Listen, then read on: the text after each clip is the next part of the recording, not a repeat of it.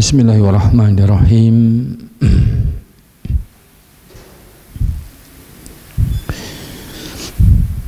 Innal hamdalillah nahmaduhu wa nasta'inuhu wa nastaghfiruh wa na'udzu billahi min shururi anfusina wa min sayyiati a'malina. Man yahdihillahu fala mudilla lahu wa man yudlil fala hadiya lahu.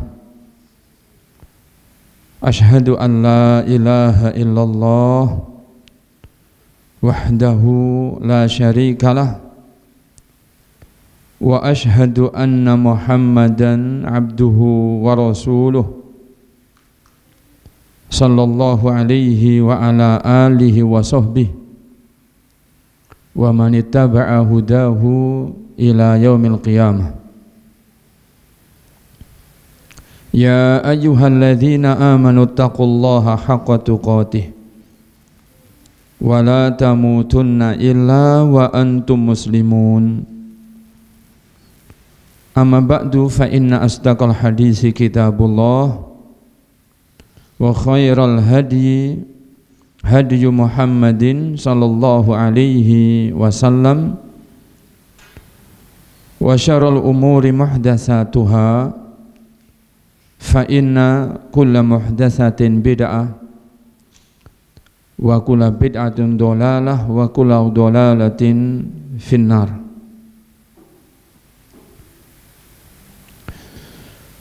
Para bapak dan para ibu, para hadirin, para hadirat, para jamaah sekalian rahimakumullah.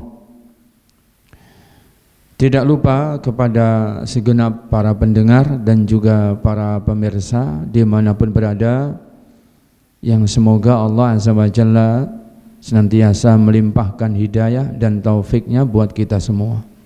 Amin. Pengajian kita pada duha hari ini insyaallah ta'ala akan melanjutkan pelajaran membaca kitab Al-Kabair, bunga rampai dosa-dosa besar, yang disusun oleh beliau Al-Hafidh Az-Zahabi rahimallahu ta'ala. Al-Imam Az-Zahabi menghimpun sejumlah dosa-dosa besar dan kita sudah pelajari dan sudah kita bacakan keterangan daripada dosa-dosa besar tersebut sampai pada dosa besar yang ke-49. Kemudian insyaallah pada pertemuan kita di duha hari ini kita lanjutkan kepada Al-Kabiratul Khamsun, dosa besar yang ke-50.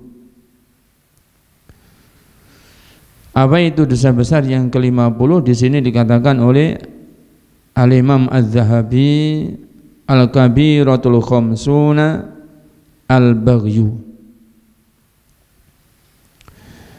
Dosa besar yang ke-50 adalah dosa Al-Baghyu. Para bapak, para ibu yang dirahmati Allah Subhanahu wa taala, jazakallahu khairan. Al-Baghyu adalah dosa melampaui hak orang lain dan melampaui apa yang seharusnya tidak dilakukan oleh seseorang kepada orang lain. Tidak sekedar melanggar privasi, tapi lebih daripada itu. Allah Azza wa Jalla menciptakan manusia dan Allah Azza wa Jalla memberikan kepada masing-masing ini kehormatannya. Memang dijadikan berbeda-beda antara satu orang dengan orang lain, yang ini sesuai dengan kadar kebaikan daripada iman dan takwa seseorang. Tapi realitanya juga Allah Azza wa Jalla menjadikan Sebagian manusia dilebihkan sebagian yang lain. Ada yang sifatnya dia diberi pangkat, ada yang tidak diberi pangkat. Ada yang dilebihkan dalam hal ilmu, ada yang tidak dilebihkan. Ada yang dilebihkan dalam hal usia, lebih senior, lebih tua, dan ada yang masih muda. Ada yang dilebihkan karena sosialnya atau dia di status sosial di masyarakatnya, dia ditokohkan. Ada yang tidak demikian. Ini adalah perkara-perkara yang Islam jaga dan Islam pelihara untuk diindahkan, agar setiap orang memahami tentang realita ini dan untuk bisa bagaimana bersikap dengan tepat di saat dia mendapati realita seperti itu. Sehingga Islam itu mengajarkan bahwa kita ini harus tahu siapa kita, untuk kita bisa bersikap dengan tepat di hadapan siapa sekarang kita sedang berada, dan kepada siapa kita itu sedang bergaul. Dalam bahasa mudahnya kita itu bisa mendudukkan diri dan bisa mendudukkan orang pada kedudukan dan posisinya. Kenapa diperintahkan yang demikian? Kenapa yang seperti itu diperintahkan? Supaya tidak ada terjadi seseorang melampaui apa yang dia itu tidak dibolehkan, yang akhirnya tidak memberikan hak kepada orang-orang yang dia sedang bergaul dengannya sesuai dengan apa yang dia harus terima sebagai hak-haknya. Hak dihormati, hak tidak diganggu, hak tidak disakiti, termasuk hak untuk dihormati kehormatan yang Allah berikan kepada dirinya, termasuk tidak ada paksaan-paksaan yang ditekankan pada dirinya. Itu semuanya adalah perkara-perkara yang dihindarkan di dalam Islam. Sehingga dalam pergaulan Allah SWT melarang al-baghyu, melampaui batas, sehingga tidak memberikan hak kepada setiap pemilik hak sesuai dengan haknya, bahkan menjatuhkan haknya atau tidak menghargai haknya, menjatuhkan kehormatannya atau mengganggu dan menyakitinya. Maka itu termasuk perkara yang dilarang dan termasuk dosa besar. Bahkan Allah Azza wa Jalla mengategorikan dosa besar al-baghyu ini pada kategori al-dhulmu, berbuat kezaliman, berbuat aniaya. Sebagaimana berbuat aniaya itu, kata dalam sebuah riwayat Imam Ahmad menyebutkan kezaliman itu ada 3. Seseorang mendolimi diri sendiri, seseorang mendolimi orang lain atau sesama, dan seseorang mendolimi Allah Azza wa Jalla. Maka dosa al-baghyu melampaui batasnya, penganiayaan yang dilakukan itu sampai pada diri orang lain, sampai kepada Allah. Kalau sampai kepada diri sendiri saja sudah tidak dibolehkan. Tidak boleh seseorang menganiaya diri sendiri. Tidak boleh dia beralasan bahwa yang saya aniaya kan diri saya sendiri, kalaupun sakit kan juga saya sendiri. Ini tidak dibetulkan di dalam Islam. Tidak dibolehkan ada aniaya. Makanya di dalam sunnah Nabi SAW itu juga melarang seseorang dia itu duduk di satu tempat yang mana sebagian tubuhnya kepanasan kena matahari, sebagian tubuhnya yang lain ternaungi oleh naungan. Tidak dibolehkan, karena berarti dia telah berbuat aniaya terhadap sebagian anggota tubuh yang terkena teriknya matahari. Yang seperti ini saja tidak dibolehkan oleh baginda Nabi SAW. Demikian juga Rasulullah juga melarang seseorang mengenakan sandal tapi sebelah Maksudnya apa? Seseorang itu misalnya karena ada apa, sandalnya mungkin terkena apa, dipakai, kemudian dilepas salah satunya, kemudian terus berjalan dengan memakai salah satu sendal, yang satu dipegang tangan. Ini dilarang di dalam nas sunnah, dari sunnahnya Nabi SAW. Apa kata para ulama? Karena telah berbuat dolim. Berarti menganiaya, mendolimi satu kaki yang tidak diberi alas sendal itu.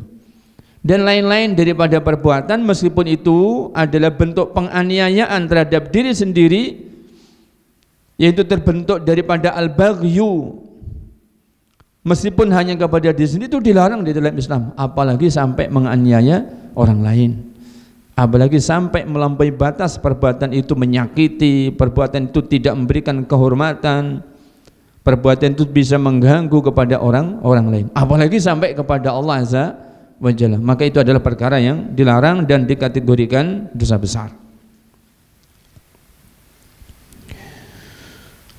Al-Imam Az-Zahabi rahimahullah ta'ala mengatakan, qala Allahu ta'ala, Allah ta'ala berfirman, innamas sabilu 'alal ladzina yadhlimuna an-nasa wa yabghuna fil ardi bighairil haqqi ulaika lahum 'adzabun alim.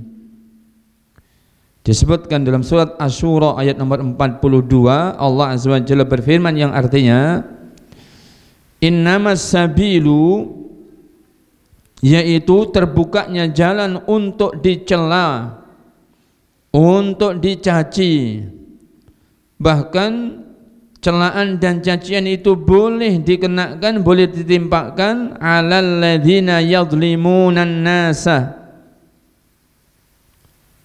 atas orang-orang yang mereka mendolimi manusia. Bagaimana orang-orang itu mendolimi manusia? Wa yabghuna fil ardi bighairil haqq, dia berbuat bagau, enggan untuk menunaikan hak-haknya sesama, dari hak dihormati, dari hak dihargai, dari hak disayangi, dari hak dijaga, dari hak tidak ditelantarkan, termasuk hak-hak yaitu fisik atau jasadnya tidak boleh diganggu, tidak boleh disakiti, termasuk hak-hak hartanya yang juga harus dijaga, tidak boleh diambil paksa, tidak boleh dimiliki tanpa keridhaannya, dan yang lain-lain. Dia melakukan tindakan al-baghyu fil ardi, di muka bumi, bi ghairil haq, tidak pada yang hak. Ulaika lahum adzabun alim, maka bagi mereka adzabun alim, Allah sediakan siksaan yang pedih. Para bapak, para ibu yang dirahmati Allah Subhanahu wa taala, mereka yang menganiaya manusia, baik pada raganya manusia atau pada hartanya manusia, atau pada kehormatannya manusia, atau menganiaya keluarganya manusia atau seseorang, pada istrinya atau pada anak-anaknya misalnya, merekalah yang oleh Allah Azza wa Jalla dalam ayat ini dijelaskan berhak mendapatkan celaan, cacian, yang menunjukkan itu adalah awal daripada akibat yang paling besar nanti yang Allah timpakan berupa siksaan.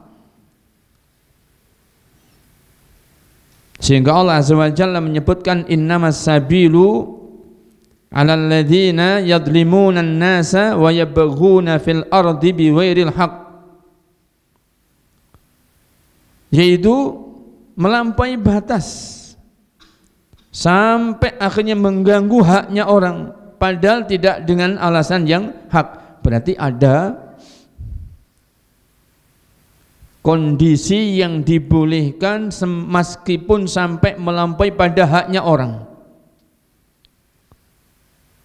Berarti catatannya, jika itu karena yang hak, untuk menegakkan yang hak, maka itu boleh. Makanya di dalam Islam itu ada hukum qisas, hukum membalas, an-nafsu bin nafsi. Jiwa itu dilenyapkan karena dia telah melenyapkan jiwa. Al-ainu bil aini, mata itu boleh dirusak karena sebab orang telah merusak mata. Al-udhunu bil udhuni, telinga itu pun demikian, boleh dirusak sebab orang telah merusak telinga. Al-anfu bil anfi, hidung boleh dirusak sebab orang telah merusak hidung. Artinya apa? Ada qisas. Di situ ada hukum qisas. Ini tidak termasuk kategori melampaui batas, meskipun secara benar-benar real, nyata bahwa ini menyakiti atau tidak memberikan penghormatan, bahkan harus dilukai dan semisalnya. Tapi karena ada sebab yang hak, maka dibolehkan. Termasuk juga harta, boleh diambil oleh hak-haknya Islam apabila Islam yang menetapkan adanya hak denda yang dia harus ditunaikan, adanya hak zakat yang harus ditunaikan. Maka ini adalah bentuk-bentuk bagaimana diambil harta, kurangi harta seseorang tetapi dengan cara yang hak. Demikian juga kehormatan. Ini juga boleh tetapi dengan cara yang hak. Misalnya seseorang yang dia itu dihukum di hadapan manusia,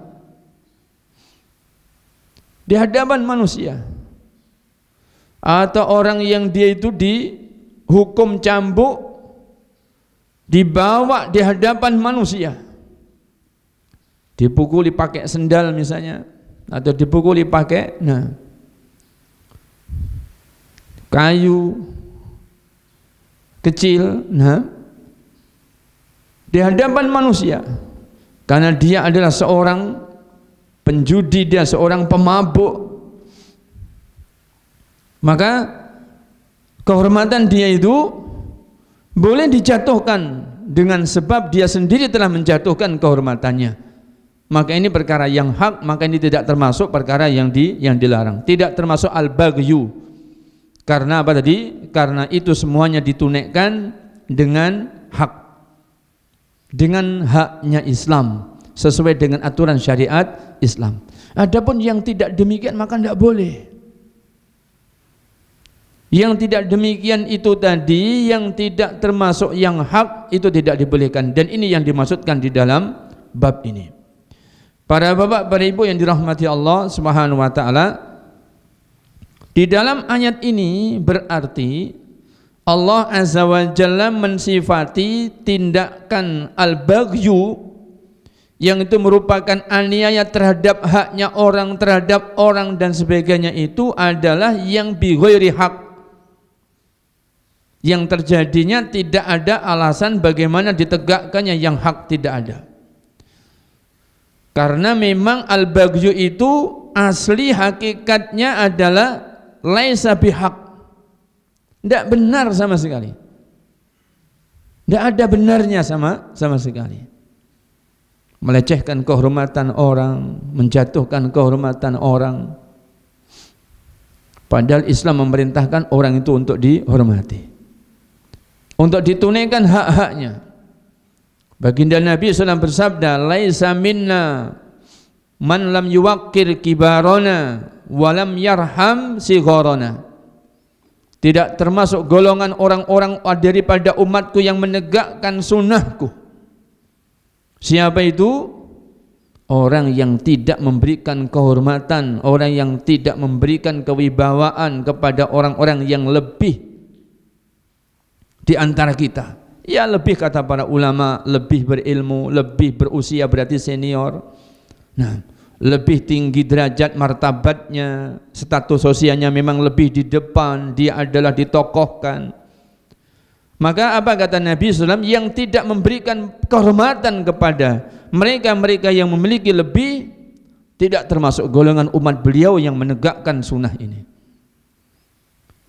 Sebaliknya, walam yarham sigharana, yang tidak memberikan hak kepada yang kurang, yang tidak seperti dirinya. Berarti kalau dia itu orang yang berilmu, tidak memberikan kasih sayang kepada yang belum berilmu.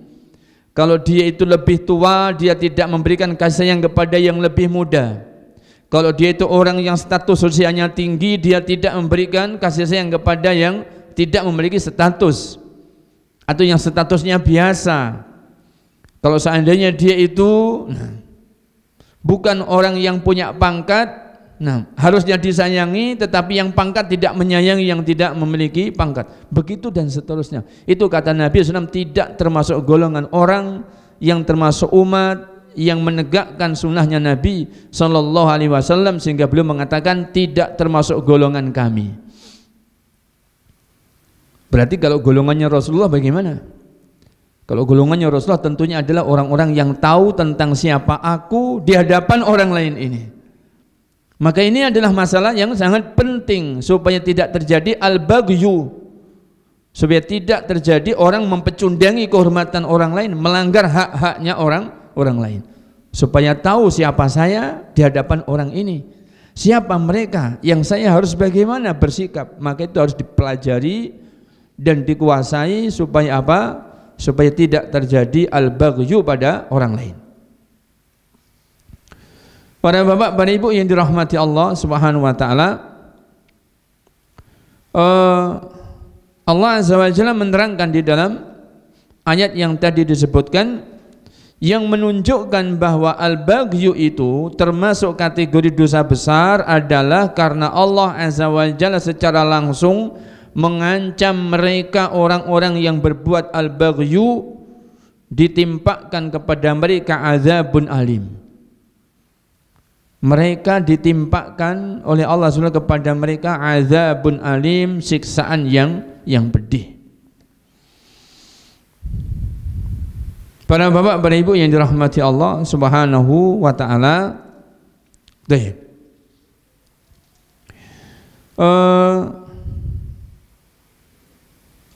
Baginda Nabi SAW bersabda, kata Al-Imam Az-Zahabi rahimahullah ta'ala mengatakan, wa qala an-nabiyyu sallallahu alaihi wasallam,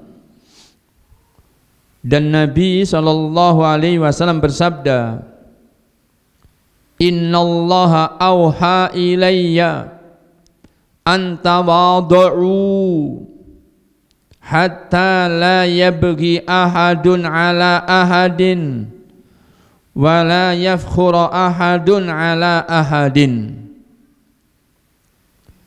Rawahu Muslimun. Dalam hadis yang diriwayatkan oleh Imam Muslim ini, baginda Nabi SAW bersabda, sesungguhnya Allah Azza wa Jalla telah mewahyukan kepadaku apa yang Allah wahyukan kepada Nabi SAW, antawadhu, bertawadhu'lah kalian. Allah perintahkan kepada umat ini dan kepada beliau sallallahu alaihi wasallam untuk bertawadhu.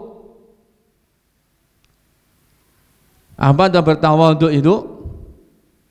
Tidaklah mendapati dalam pergaulan dia, di dalam kehidupannya, dia berjumpa dengan orang lain, melainkan dia selalu mencari-cari untuk menetapkan bahwa orang lain yang dia sedang bergaul dengannya itu lebih utama daripada dirinya. Siapapun sudah, selagi dia adalah orang yang beriman. Maka ketika orang dia berjumpa dengan orang yang beriman, siapapun, si dia bertawadhu karena dia itu bisa memposisikan dirinya bahwa saya tidak lebih baik daripada orang yang saya sedang bergaul dengannya ini, bahwa orang yang sedang saya temui, yang saya bergaul dengannya itu lebih utama daripada saya. Maka begitulah tawadhu.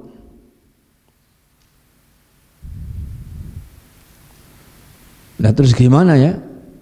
Kan terkadang seperti tadi disebutkan di dalam hadis bahwa Nabi SAW menyebutkan ada orang yang sifatnya lebih senior, Ada orang yang sifatnya lebih berilmu, lebih solih, lebih rajin dalam ibadahnya. Ada orang yang dia sifatnya itu status sosialnya lebih tinggi. Ada orang yang dia itu memiliki kekayaan yang lebih. Ada orang yang punya pangkat. Ada orang yang, dan seterusnya. Sementara juga ada daripada kebalikannya. Ada orang yang biasa, ada orang yang tidak memiliki kelebihan, ada orang yang belum berilmu, ada orang yang sifatnya muda, dan seterusnya. Ini bagaimana? Itu diantara salah satu diantara standar bagaimana kita bisa berbuat baik kepada orang, kepada manusia. Kita harus mengetahui statusnya orang itu siapa, sehingga dengan statusnya itu pula kita berikan haknya. Kalau memang lebih daripada kita, kita hargai, kita hormati. Kalau dia kurang dari kita, maka disayangi. Dan tawadhu, setiap berjumpa dengan orang yang beriman, siapapun orang yang beriman itu, maka selalu dipandangnya dia lebih baik daripada dirinya, dia lebih afdal daripada dirinya.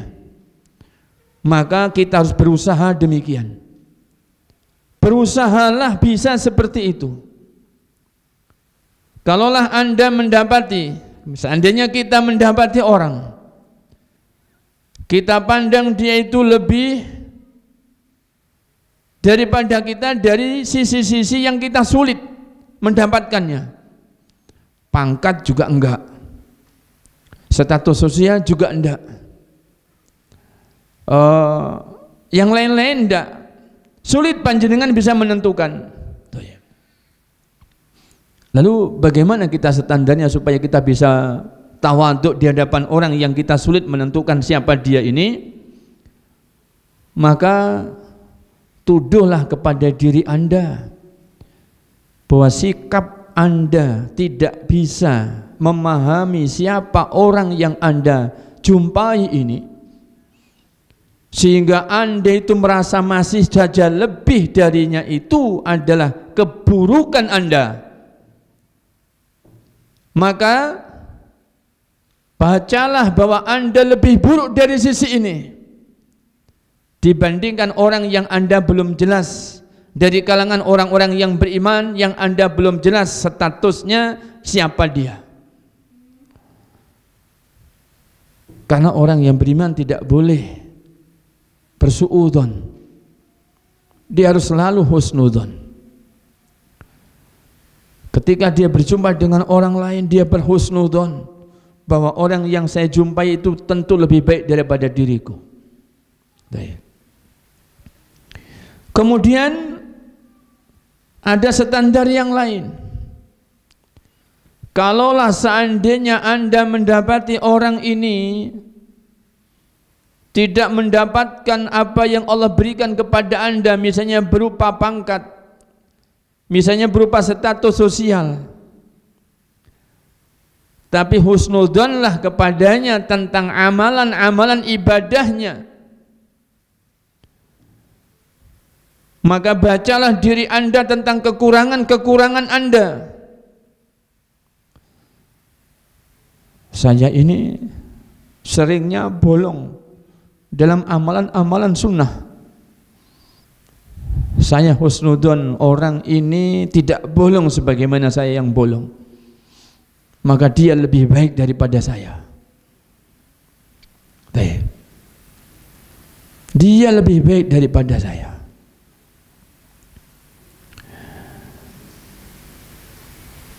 Ada yang lain lagi. Ketika yang didapati demikian bahwa orang ini menurut Anda adalah di bawah, berarti haknya disayangi, dikasihi, betul. Tetapi untuk kita bertawadhu kepada orang yang sifatnya kita ketahui ada di bawah kita atau kurang daripada kita dari sisi apa yang Allah karuniakan kepada kita, maka bacalah dari sisi yang lain. Baca dari sisi yang lain. Bukankah pernah Nabi SAW pernah mengatakan dan menanya kepada Bilal, padahal Bilal adalah seorang budak tadinya. Kemudian Bilal dimerdekakan. Kemudian Bilal memiliki amalan yang sampai disoal atau ditanyakan oleh baginda Nabi SAW. Ya Bilal, amalan apa yang kamu tekuni? Sungguh aku mendengar bunyi terompahmu ada di surga di hadapanku. Apa amalan yang kamu tunaikan? Maka ingat yang seperti ini. Orang yang tak punya status sosial tinggi, padahal Bilal tadinya adalah budak belian, tetapi dia bisa melampaui yang lainnya. Baginda Nabi mendengarkan bunyi terompahnya, bunyi sendalnya di surga. Maka husnudonlah kepada orang dan pandanglah dia memiliki keutamaan yang tidak diketahui oleh siapapun kecuali antara dia dengan Allah. Kalau saja Bilal pernah seperti itu dan saya tidak mampu seperti Bilal, bisa jadi orang yang saya hadapi ini memiliki keutamaan sebagaimana yang pernah dilakukan oleh Bilal dan saya tidak tahu. Maka dengan cara-cara seperti itu berusahalah untuk tetap memandang orang lain itu lebih baik daripada Anda. Begitulah bertawaduk. Seandainya di jamaah masjid sini,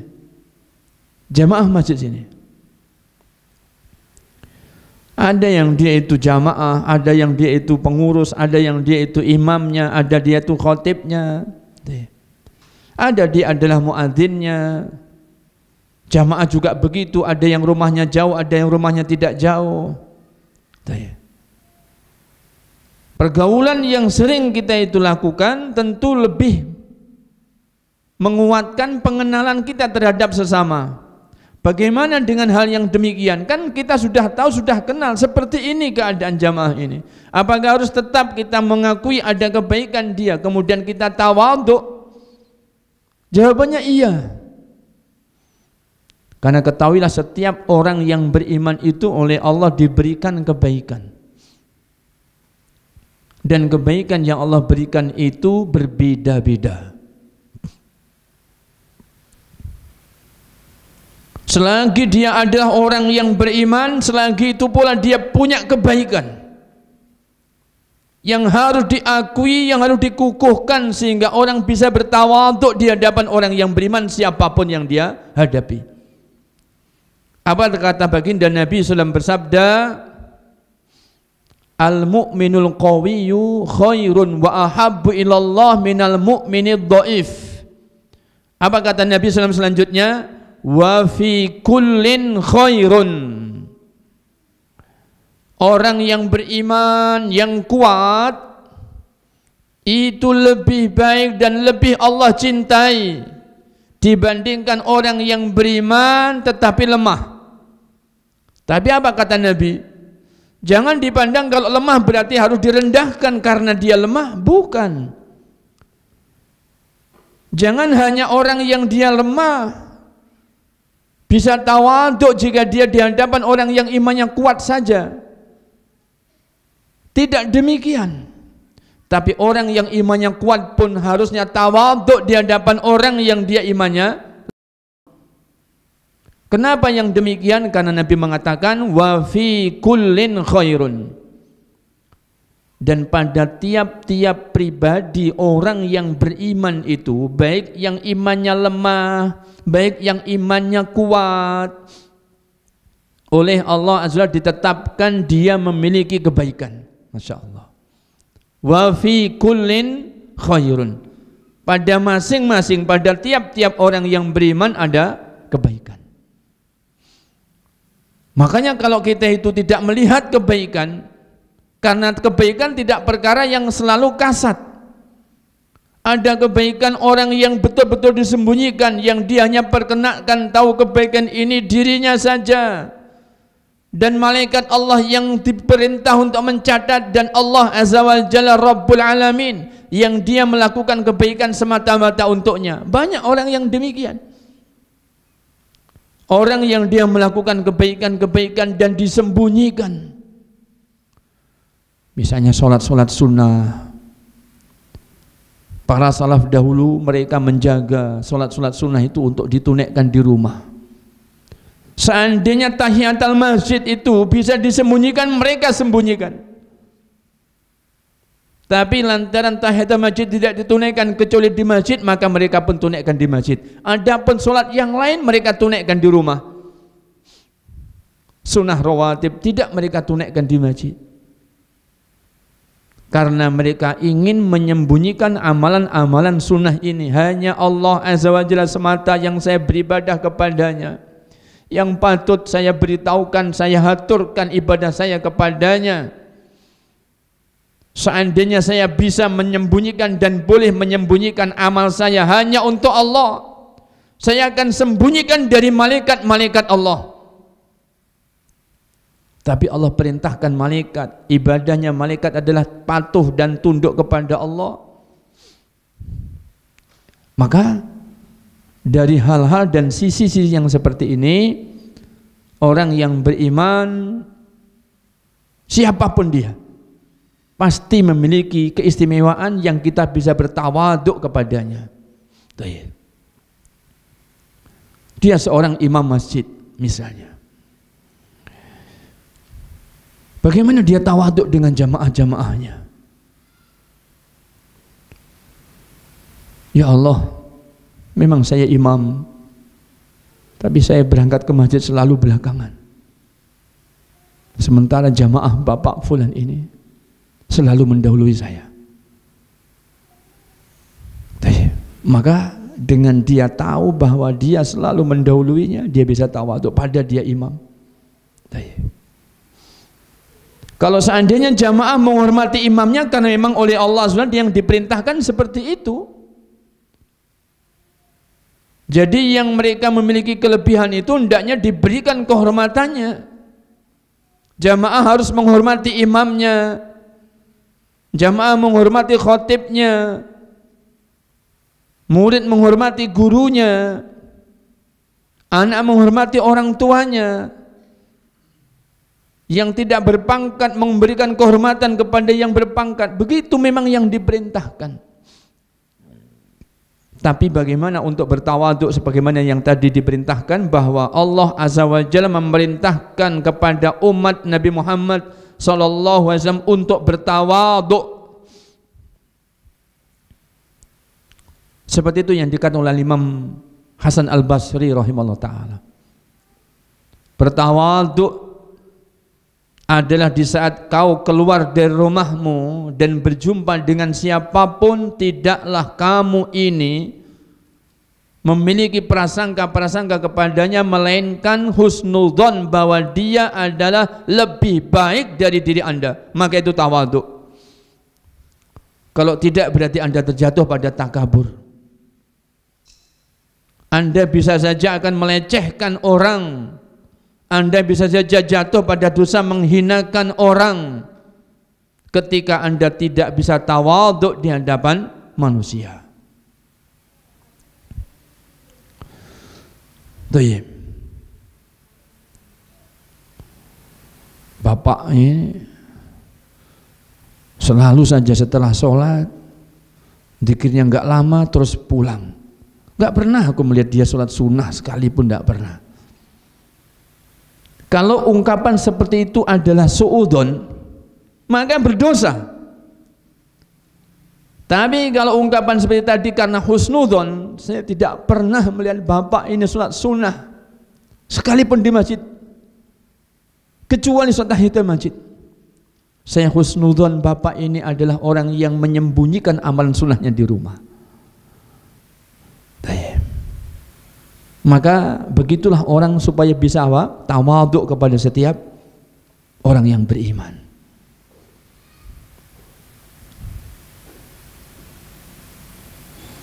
Kepada orang yang kurang memiliki harta, sama-sama berinfak.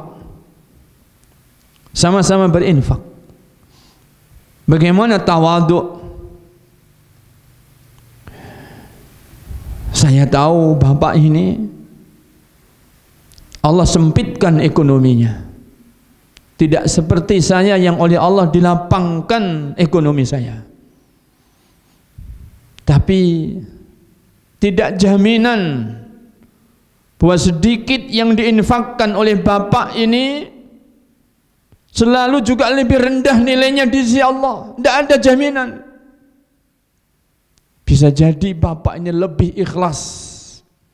Bisa jadi bapak ini tidak pernah pamrih, tidak pernah riyaan, tidak pernah sum'atan, tidak pernah ujuban, tidak pernah pamrih mau dilihat orang, tidak pernah pamrih mau didengar-dengarkan beritanya oleh manusia, tidak pernah ujub bangga diri dengan infaknya. Maka terjaga keikhlasannya bapak ini. Sedangkan saya tidak seperti bapak ini. Tawadhu seseorang, sehingga dia bisa akan memberikan penghargaan sesuai dengan apa yang Allah SWT perintahkan. Atau apa kata baginda Nabi, innallaha auha ilayya an tawadhu. Sesungguhnya Allah SWT mewahyukan kepadaku hendaknya kalian bertawadhu. Supaya apa? Hatta la yabghi ahadun ala ahadin. Kalau kalian semuanya bertawadhu, menghadapi siapapun bisa tawadhu, merendahkan diri, niscaya sehingga nanti tidak ada seorang pun yang akan berbuat bagho, yang ia bagi melampaui batas, tidak memberikan hak kepada siapapun yang lain. Supaya tidak terjadi perbuatan al-baghyu dari orang ke orang lain. Bagaimana orang tidak memberikan kehormatan sedangkan dia tawadhu di hadapan siapapun yang dia hadapi. Dia berhadapan dengan orang jelata, dia tawadhu, dia selalu mengungkit-ungkit keburukan dirinya. Dia cari-cari kebaikan dan diakui kebaikan saudaranya meskipun dia adalah orang biasa.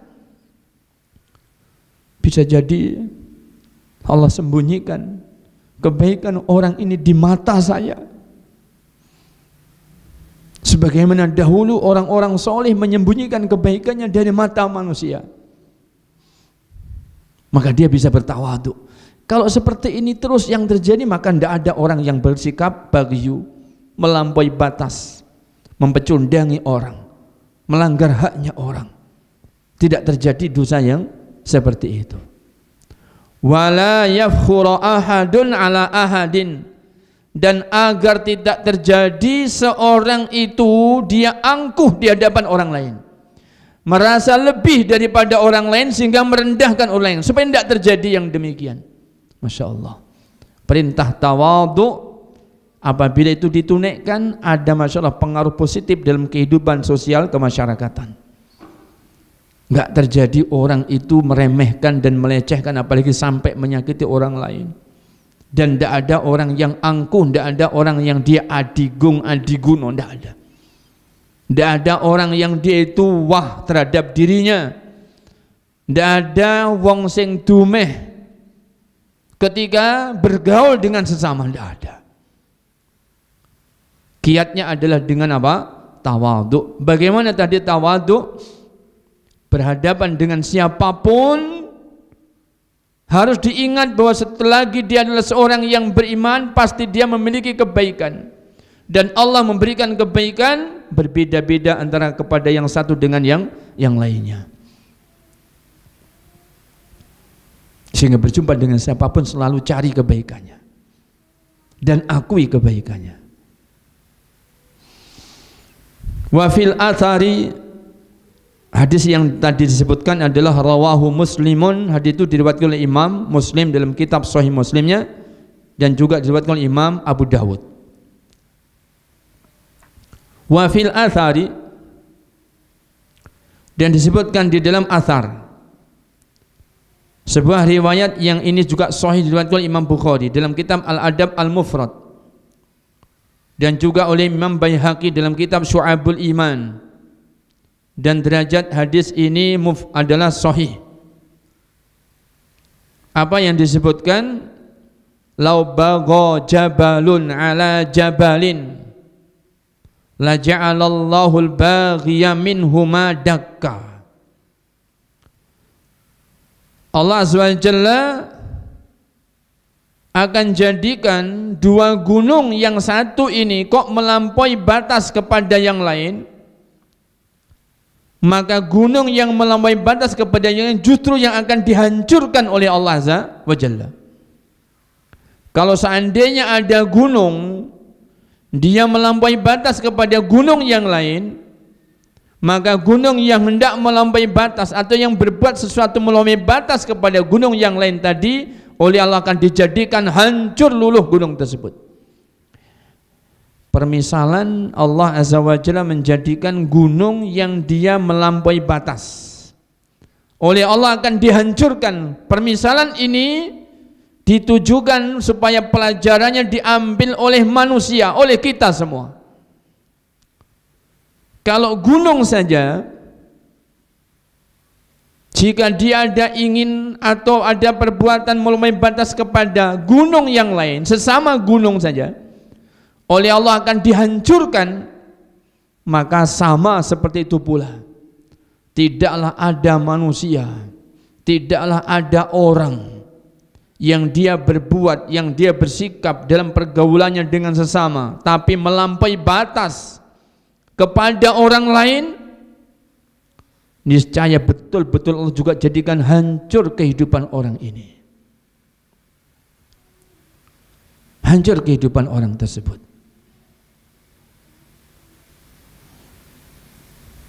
Disebutkan dalam riwayat waqala sallallahu alaihi wasallam, dan Rasulullah SAW juga bersabda, kata Imam Az-Zahabi dalam hadis yang dilewatkan oleh Imam Bukhari dalam kitab Al-Adab Al-Mufrad, juga oleh Imam Abi Dawud, Imam Tirmidzi dalam sunannya, dan hadis ini sahih, bahwasanya baginda Nabi SAW bersabda, ma min dhanbin ajdaru an yu'ajjilallahu li sahibihil uqubata fid dunya ma'a ma yaddakhiruhu lahu fil akhirah minal baghyi wa qati'atir rahmi. Tidak ada satupun dosa yang lebih patut untuk Allah segerakan hukuman bagi pelakunya di dunia dan masih menyimpan hukuman nanti di hari akhirat, dibandingkan lebih patutnya dosa al-baghyu dan dosa memutus silaturahim untuk disegerakan hukumannya di dunia. Jadi dosa yang paling patut disegerakan hukumannya di dunia itu diantaranya dua ini. Dosa perbuatan al-baghyu, melampaui batas terhadap sesama manusia, dan dosa memutus silaturahim. Para bapak, para ibu yang dirahmati Allah SWT, dalil daripada hadis menunjukkan bahwa dosa al-baghyu menafikan tawadhu yang Allah perintahkan. Hadis yang kedua menunjukkan bahwa al-baghyu, perbuatan melampaui batas kepada orang lain itu kategori dosa besar karena oleh Allah Azza wa Jalla diancam dengan dua hukuman. Hukuman yang Allah segerakan di dunia dan hukuman yang Allah sediakan nanti akan ditimpakan di akhirat. Bukan berarti kalau oleh Allah sudah ditimpakan hukumannya di dunia, nanti yang di akhirat tidak ada sudah. Bukan. Tetapi dalam hadis yang sahih ini disebutkan disegerakan hukuman di dunia, sebagiannya berarti hukuman dunia, dan juga masih ada yang yaddakhiruhu lahu, ada hukuman yang Allah sediakan, yang Allah simpan, ditunda nanti ditimpakannya fil akhirah, nanti di akhirat. Para bapak, para ibu yang dirahmati Allah, perlu dipahami bahwa ada dosa yang jika sudah ditimpakan hukuman di dunia, maka yang di akhirat diampuni. Berarti sudah diampuni dosa itu. Di antaranya adalah dosa-dosa yang sudah ditegakkan hukum had di dunia. Misalnya orang yang mencuri sudah dipotong tangannya, orang yang berzina dia sudah dicambuk 100 kali dera kalau dia belum pernah menikah, atau yang sudah pernah menikah dirajam sampai mati, atau yang dia pernah membunuh kemudian dibunuh. Ini jika ketika ditegakkan hukum had orang ini bertaubat, maka hukuman dunia yang dia telah dapati tadi itu menghapuskan hukuman akhirat. Para bapak, para ibu yang dirahmati Allah Subhanahu wa taala, kalau orang pernah mencuri, dia sudah bertaubat, dia dipotong tangannya, maka setelah itu tidak pernah lagi ada keinginan mencuri, karena tobatnya nasuh. Dia betul-betul jerah dengan hukuman Allah, dipotong tangan. Dia ikhlaskan hidupnya untuk Allah. Setelah itu dia perbaiki dirinya. Setelah itu maka dia tidak dihukum nanti di akhirat dari dosa mencurinya, karena dia sudah dipotong tangannya di antaranya. Nah, kalau dosa perbuatan aniaya yang melampaui batas sampai kepada orang lain itu, menganiaya orang, menganiaya haknya orang, meskipun digerakkan hukumannya di dunia, maka tidak usai dengan hukuman di dunia, masih tetap ada yang Allah simpan untuk orang ini, nanti hukuman ditimpakan di akhirat. Naudzubillah. Menunjukkan bahwa dosa al-baghyu, melampaui batas, menganiaya orang pada hak-haknya manusia, itu adalah dosa besar, sehingga oleh Allah juga dipandang sangat besar. Al-Imam Az-Zahabi mengatakan, wa qad khasafallahu biqaruna al-arda, dan sungguh dahulu Allah Azza wa Jalla telah menenggelamkan Qarun ke dalam bumi. Hina bagha ala qaumihi, tatkala Qarun berbuat melampaui batas kepada kaumnya. Qarun berbuat melampaui batas kepada kaumnya. Siapa Qarun di hadapan kaumnya? Qarun adalah pemilik perbendaharaan harta yang sungguh kunci gudang-gudang hartanya itu jika dikumpulkan kemudian dipikul oleh 7 atau 8 orang yang kuat di hari itu, masih merasa keberatan. Itu kunci-kunci gemboknya saja. Menunjukkan banyak sekali harta yang di dalam gudang itu, karena kuncinya saja begitu, berarti berbilang kunci itu. Kuncinya berbilang, berarti gudang-gudang hartanya sangat banyak, yang berisi emas, berlian, berlimpah, sangat banyak yang dimiliki Qarun. Dan Allah Azza wa Jalla tidak mengharamkan hambanya memiliki harta yang berlimpah, selagi hamba ini mensyukuri harta itu dan mempergunakan hartanya di jalan-jalan yang Allah ridhoi, maka Allah tidak mencelanya. Tapi Qarun dengan harta yang dia miliki, dengan status sosial dia adalah orang yang terkaya di saat itu, dia melampaui batas manusia, sehingga dia pun berbuat baghyu. Dia merendahkan dan melecehkan manusia. Dia pandang tidak ada orang melainkan dia adalah rendahan di hadapannya,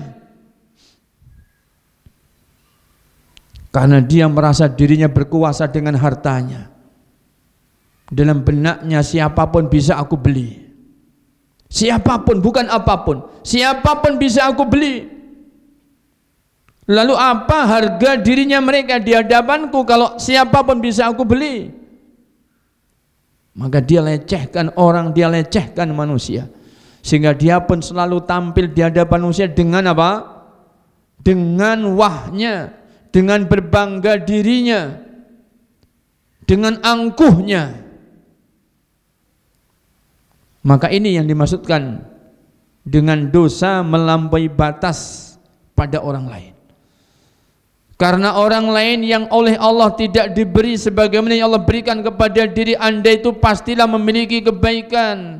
Meskipun dari satu sisi ini dia memang kurang dibandingkan Anda, dia pasti ada kebaikan dan memiliki kebaikan. Sehingga tidak boleh Anda lecehkan, tidak boleh Anda hinakan, tidak boleh Anda telantarkan. Tapi Qarun tidak demikian. Qarun tampil di hadapan kaumnya dengan keangkuhannya. Dia lecehkan manusia, dia hinakan orang-orang. Maka Allah SWT pun menghukum Qarun, terbenamkan ke dalam tanah karena dia berbuat aniaya kepada kaumnya. Faqad akhbarallahu ta'ala anhu, Allah Ta'ala telah mengkhabarkan tentang Qarun ini biqaulihi, dengan firman-Nya, inna Qaruna kana min qaumi Musa fabagha alaihim. Adalah Qarun dulunya itu termasuk kaumnya Nabi Musa yang baik. Dulunya Qarun termasuk kaumnya Nabi Musa yang baik, tapi dengan apa yang Allah berikan berupa karunia, dilapangkan rezekinya, dilapangkan usahanya, sehingga terkumpullah harta-harta pada dirinya. Fabagha alaihim, Qarun pun berbuat baghyu, melampaui batas kepada kaumnya. Fakhasafna bihi wa bidarihil arda, sehingga kami tenggelamkan Qarun ini, wabidari, dan juga tak rumah istananya, al-ardo, ke dalam bumi, dengan sebab dosa baghyu yang dilakukan oleh Qarun. Qala Ibnul Jauzi rahimahullah ta'ala, Al-Imam Ibnul Jauzi rahimahullah ta'ala mengatakan, fi baghyi Qarun aqwal, perihal perbuatan melampaui batasnya Qarun itu ada beberapa pendapat ulama kita. Ahaduha, yang pertama, annahu ja'ala lil bughyati aw lil baghyati ju'lan. Annahu ja'ala lil baghyati ju'lan ala an taqdhufa Musa alaihissalam binafsiha fafa'alat. Yang pertama, perbuatan melampaui batasnya Qarun itu, dia itu memberi hadiah yang disediakan bagi setiap al-baghiyah, wanita-wanita nakal, wanita-wanita nakal, wanita-wanita tunasusila di hari itu diberi hadiah. Kalau seandainya wanita-wanita nakal itu bisa mempecundangi Nabi Musa alaihissalam untuk bisa berbuat zina dengannya,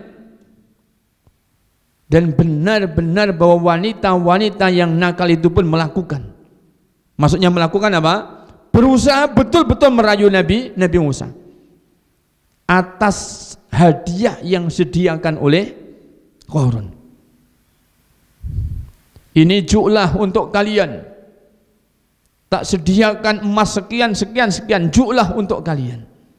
Siapapun di antara kalian yang sukses berhasil merayu Musa untuk berzina dengan kalian, naudzubillah, harta kekayaan yang dimiliki justru dipergunakan untuk kemurkaan Allah Azza wa Jalla, mengundang kemurkaan Allah Azza wa Jalla.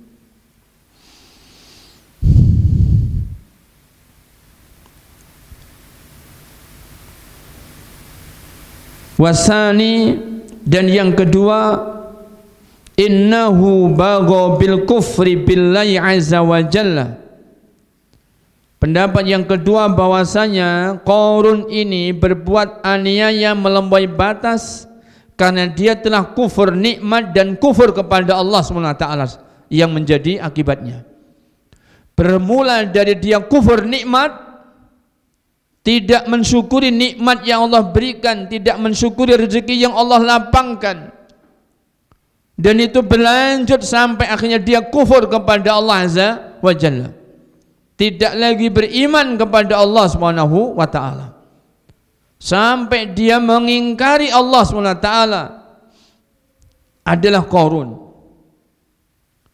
Kemudian yang ketiga, bil kufri, bahwa Qarun ini berbuat bagau atau berbuat baghyu, melampaui batas dengan perbuatan kekufurannya, dengan perbuatan kekufurannya.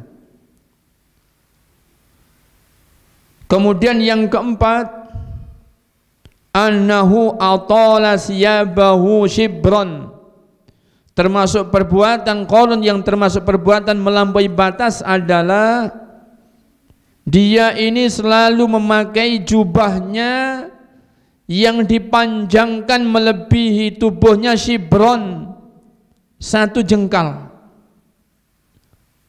Maka dia seret bajunya itu yang kepanjangan 1 jengkal. Selalu begitu dia lakukan. Untuk apa dia melakukannya? Khuyalaan, karena kesombongannya, karena keangkuhannya. Makanya termasuk diantara kenapa sebabnya isbal itu dilarang, karena isbal adalah fenomena kesombongan. Orang itu akan menyombongkan dirinya dengan perbuatan seperti itu, sehingga diharamkan oleh Islam. Para bapak, para ibu yang dirahmati Allah Subhanahu wa taala,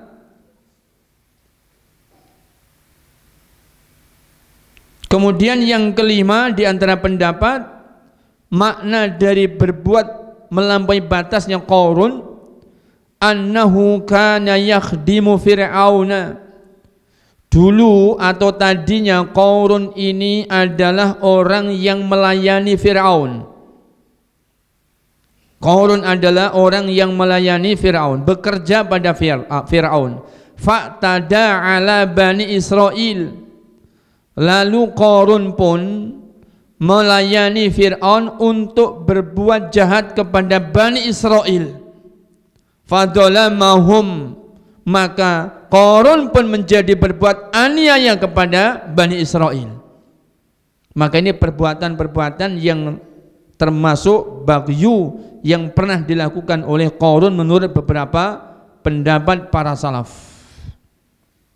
Para bapak, para ibu yang dirahmati Allah, sehingga Allah sudah menghukum Qarun, fa khasafna bihi wa bidarihil arda, maka kami terbenamkan dia, yaitu Qarun itu, dan juga rumah istananya, al-arda, ke dalam bumi.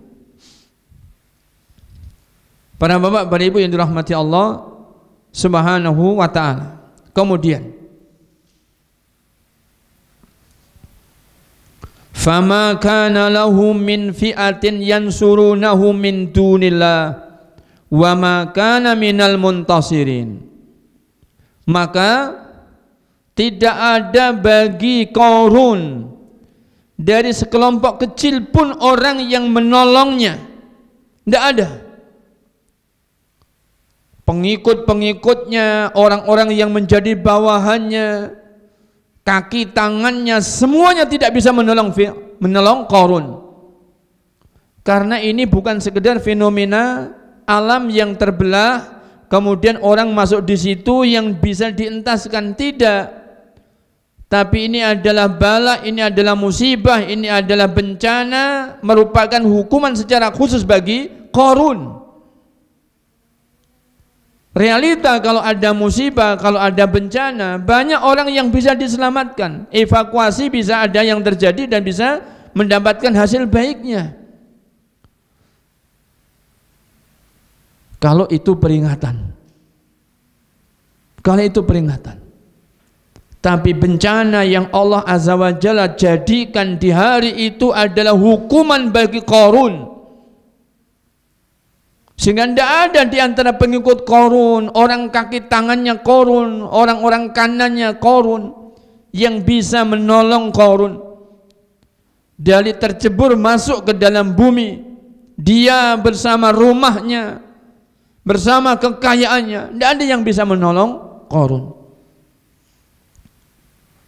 Bahkan sampai hari ini bisa diketemukan di mana harta karun itu beradanya.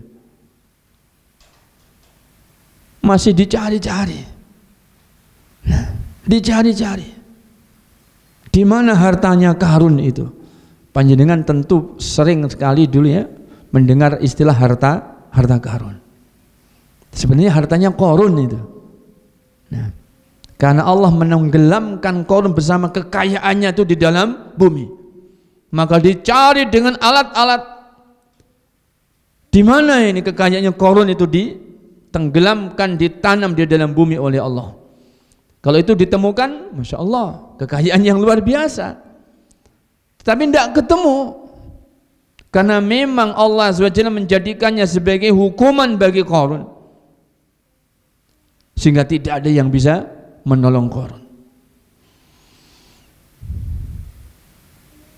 Fama kana lahu min fi'atin yansurunahu min dunillah wa ma kana minal muntasirin ay minal mutamatti'in. Tidak ada yang bisa berhasil memberikan kebaikan kepada Qarun seorang pun dari apa yang Allah telah timpakan kepada Qarun berupa bencana yang menimpanya tersebut. Wallahu ta'ala a'lam.